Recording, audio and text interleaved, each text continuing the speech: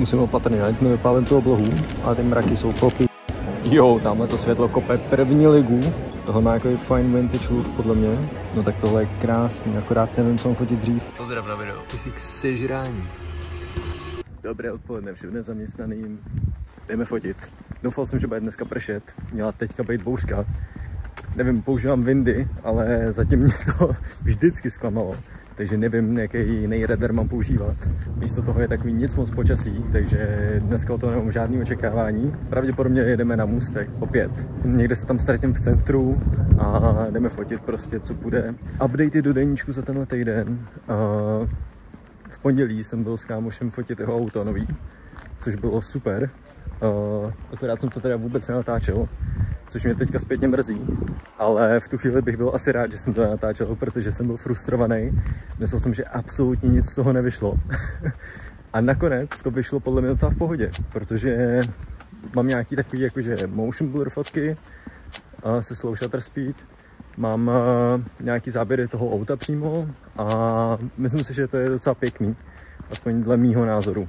Ale v tu chvíli, když jsem to fotil, tak jsem si říkal, tak to je tragédie, já přijdu domů s prázdnou.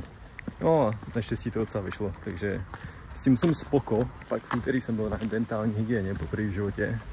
Člověk jsem se docela bál, nebo minimálně jsem z toho měl celkem respekt. Nakonec to bylo celkem v poho.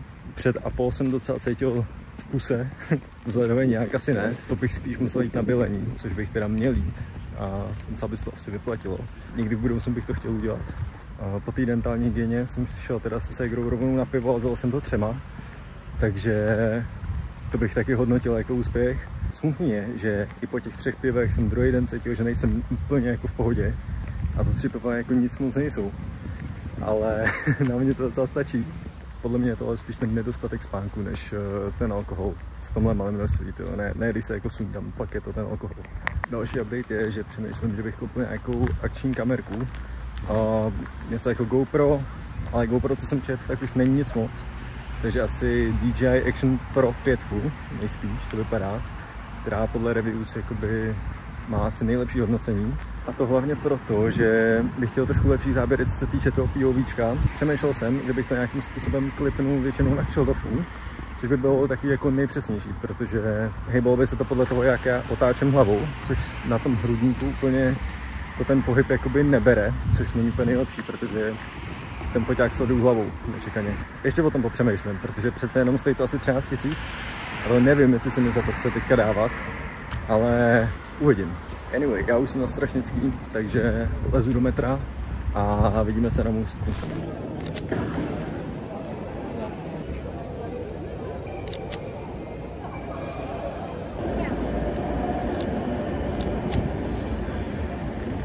Konečně jak je trochu světla, ať se dá něco vyfotit.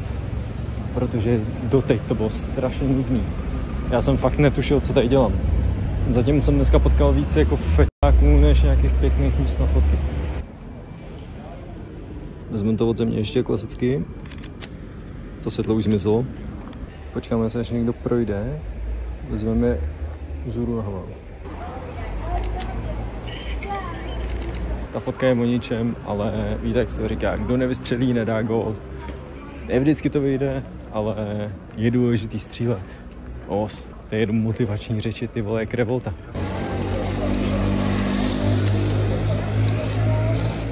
Z toho odrazu to vypadá možná líp než normálně. Jo, tamhle to světlo kope první ligu.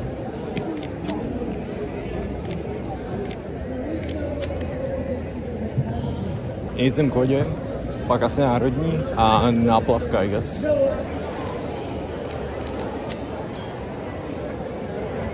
Takový můj klasický tah tohle.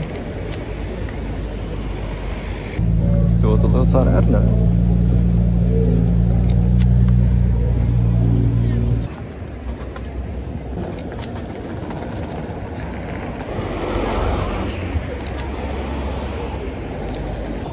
To by mohlo něco dát.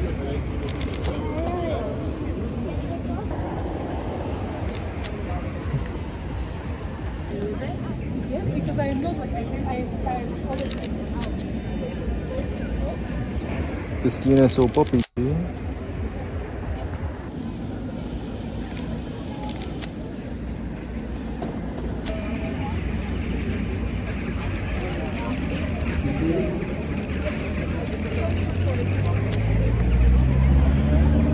tak tohle je krásný, akorát nevím, co mám fotit dřív. Zase lampa od hajzlu, ale zase se mi líbí. Zkusím ji nechat vyniknout.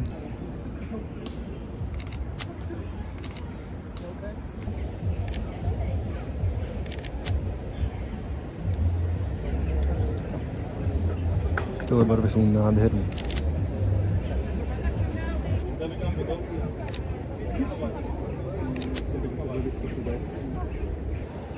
Musím říct, že tyhle barvy kopou minimálně Premier League. To je nádherný. Jediný minus je, že mám v hlavě a ve vousech tak 20 pavouků a poučin. Tohle je celkem cool. Akorát bych potřeboval tu větev, aby fouklo. V obrácení.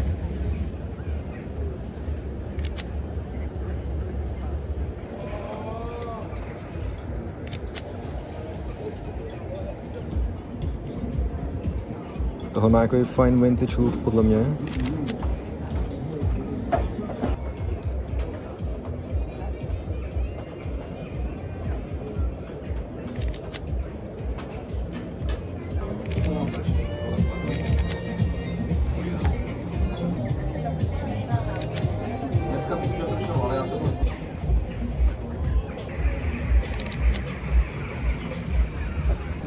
Musím opatrně, ať nevypálím tu oblohu.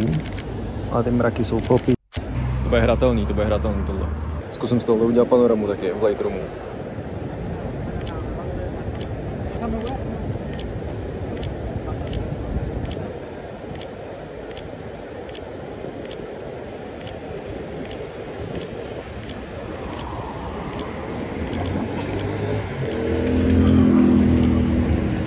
No uvidíme, jestli to funguje tak, jak si myslím. Zrovna dneska jsem si říkal, že jsem nikdy nejel limuzinou, ale tohle je co? Co mi tam ani nevejde. Tenhle odraz v kaluži by nemusel být zlej. Doufám v to.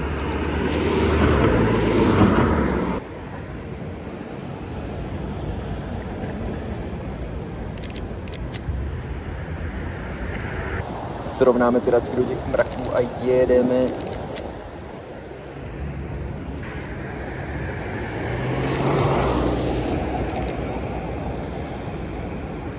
Mít trošku větší zoom, tak ty fotky s tím letadlem jsou top podle mě.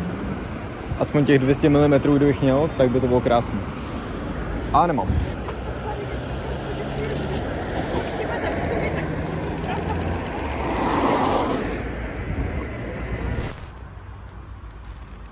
Zdar. Ty jsi k sežrání. Co ti je? Pozdrav na video. Najednou, tyhle. Hlavně, že před chvíli jsme tady dávala facku.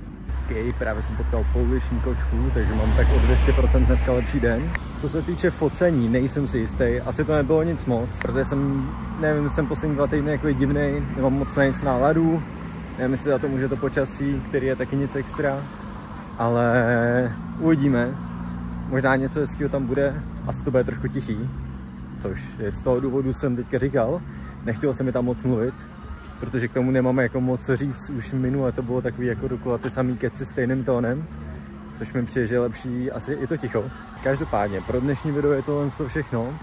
A moje nejoblíbenější část byla teďka ten konec, kde jsem potkal kočku.